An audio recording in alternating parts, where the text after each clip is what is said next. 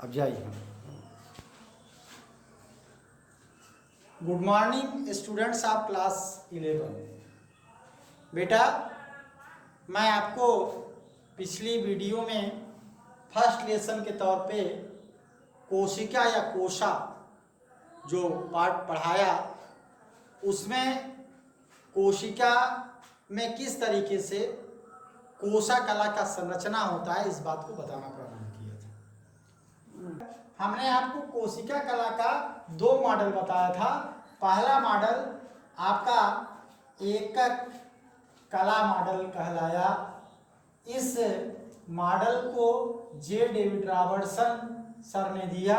और आज दूसरा मॉडल जो है वो आपका जो है फ्लूइड मोज़ेक मॉडल, जिसे आप हिंदी में तरल मोज़ेक मॉडल के नाम से जानते हैं, कहा जाता है।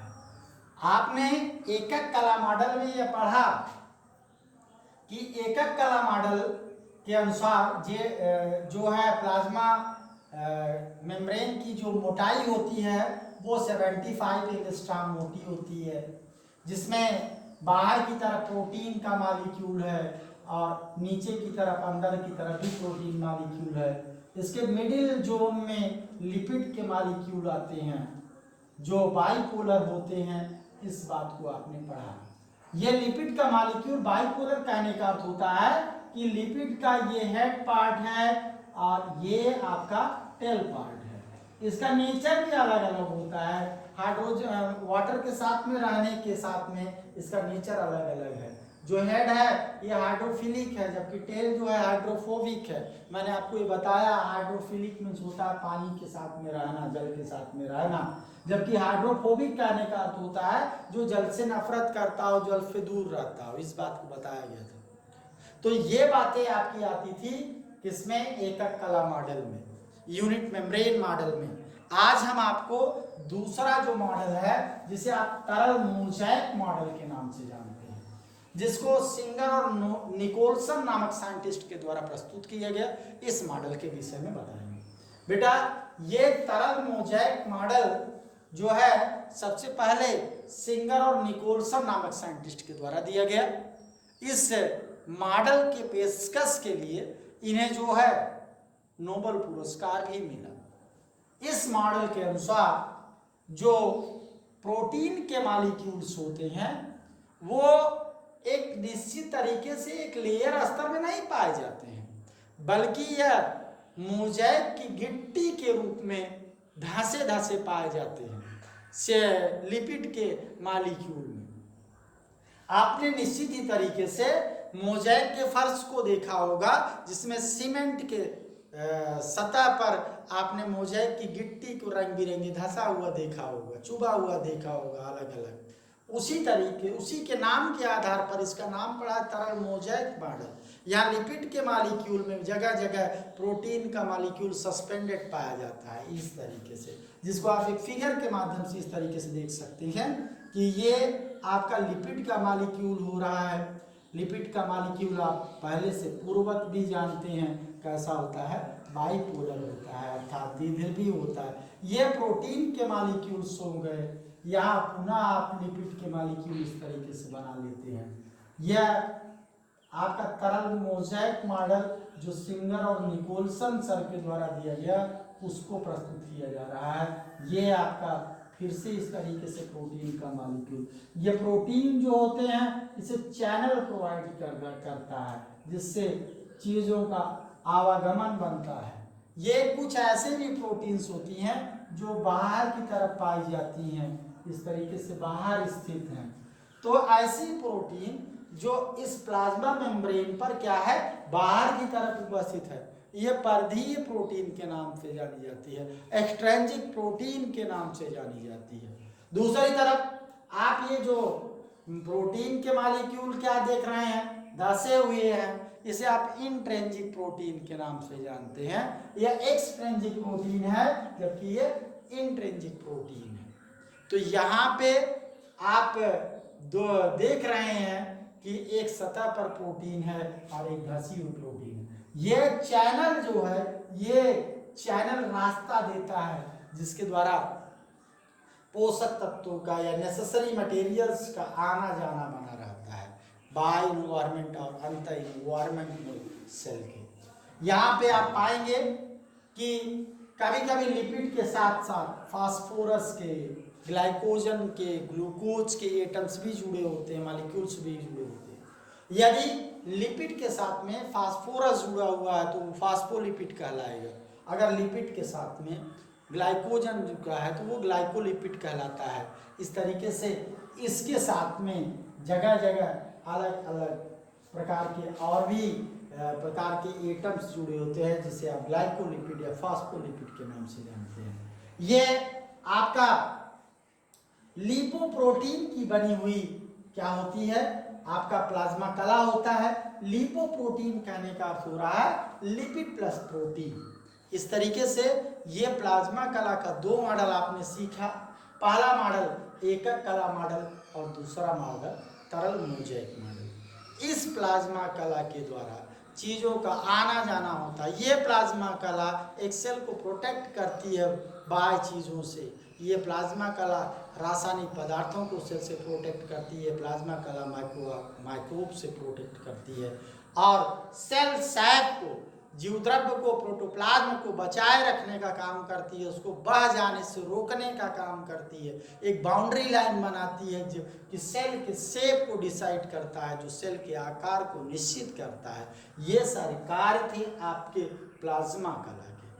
अब हम बात करते हैं दूसरे उन चीज़ों का जो इस लेसन में आप पढ़ेंगे। हम आपको एक बहुत ही महत्वपूर्ण थियरी बताएंगे जिस थियरी का नाम है कोसा सिद्धांत। इसे आप सेल थियरी के नाम से जानते हैं, जिसे आप कोसा सिद्धांत कहते हैं, सेल थियरी के नाम से जानते हैं। बेटा यह कोसा सिद्धांत जो है ये सर्वप्रथम किसके द्वारा प्रतिपादित किया गया? एक बहुत ही सहज सा प्रश्न, बहुत ही इंपॉर्टेंट प्रश्न उठता है। यह कोसा सिद्धांत स्लाइडेन और श्वान के द्वारा सबसे पहले प्रस्तुत किया गया। इस कोसा सिद्धांत में क्या बातें हैं आप इसको सुनिए।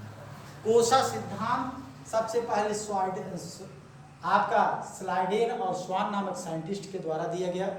कोसा सिद्धांत के अनुसार जो कोई भी जीवधारी है वह किनसे मिलकर के बना होता है? सजीवों से मिलकर के बना होता है, कोशिकाओं से मिलकर के बना होता है। आप यह कह सकते हैं कि समस्त जीवधारी क्या होते हैं? सेल से मिलकर के बने होते हैं, पहली बात। दूसरी बात, कोसा सिद्धांत के अनुसार जो कोशिका होती है किसी भी जीवधारी की संरचनात्मक और क्रियात्मक इकाई होती है। तीसरी बात, कोशिका सिद्धांत में यह बताया गया, जिस बात को वार्काव नामक साइंटिस्ट ने इसमें इंसर्ट किया, इस वार्काव नामक साइंटिस्ट ने जो इस बात को बताया, उन्होंने बताया कि कोई भी कोशिका स्वतंत्र रूप से पैदा नहीं होती है, बल्कि वह अपने पूर्ववर्ती कोशिका से पैदा होती है। इस तरीके से आप कह सकते हैं कि वार्काव नामक वैज्ञानिक ने इस बात को बताया कि कोई कोशिका अपने पूर्ववर्ती कोशिका से होती है।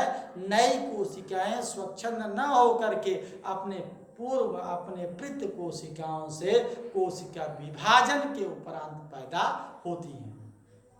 यह आपका कोशिका सिद्धांत के में बताया गया। ये तीन बातें कोशिका सिद्धांत की मूल बातें हैं, जिस कोशिका सिद्धांत को किसने प्रस्तुत किया?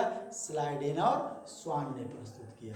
हम आपको कुछ बातें इसके पूर्व वाली यही एक बार फिर से रिकैप करा देना चाहेंगे, जिससे आप उन बातों को भी जान लें। जिसमें आपको मैं पहली बात बताऊंगा कि सबसे पहले जो सेल खोजी गई 1665 में रॉबर्ट हुक सर के द्वारा, वह सेल डेड सेल थी। उस सेल को कार्क के द्वारा खोजा गया था।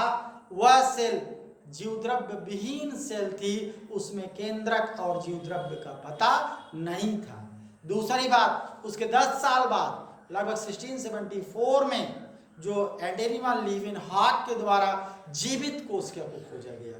यह जीवित कोशिका एक प्रोटोजोवन सेल के रूप में, बैक्टीरिया सेल के रूप में कंसीडर किया गया, जिन्हें फादर ऑफ माइक्रोबायोलॉजी भी कहा जाता है। एंटेनिमन लीवेनहॉक को फादर ऑफ माइक्रोबायोलॉजी के नाम से भी जाना जाता है। इस तरीके से आप कह सकते हैं कि विज्ञान की वो ब्रांच जिसमें हम माइक्रो ऑर्गेनिज्म के विषय में जानते हैं, उसे माइक्रोबायोलॉजी के नाम से जानते हैं। तो microbiology is the branch of science which deal about the micro organism and there structure and function. इसके फादर कौन है? एंटेनिमन लीवेनहॉक है। तो दो बातों का श्रेय एंटेनिमन लीवेनहॉक को जाता है, एक जीवित कोशिका को खोजने का, एक फादर ऑफ माइक्रोबायोलॉजी होने का। तीसरी बात हम आपको ये बता दें कि यह सेल सिद्धांत जो प्रस्तुत किया गया, किसके द्वारा प्रस्तुत किया गया? स्लाइडेन और स्वान के द्वारा प्रस्तुत किया गया। एक और भी बात, जो सेल के लगभग मध्य में एक इस तरीके से गोलाकार स्ट्रक्चर दिखाई देता है, जिसे केंद्रक कहा जाता है। इस केंद्रक को रॉबर्ट ब्राउन नामक वैज्ञानिक ने खोजा। वहीं आप इसके चारों तरफ जो दीवार पाई जाती है, जिसे आपने कोशिका कला कहा, सेल मेम्ब्रेन कहा, प्लाज्मा मेम्ब्रेन कहा, इसकी जो मॉडल दिया गया, दो मॉडल दिया गया, एक यूनिट मेम्ब्रेन मॉडल दिया गया, एक फ्लूइड मोज़ेक मॉडल दिया गया। Unit membrane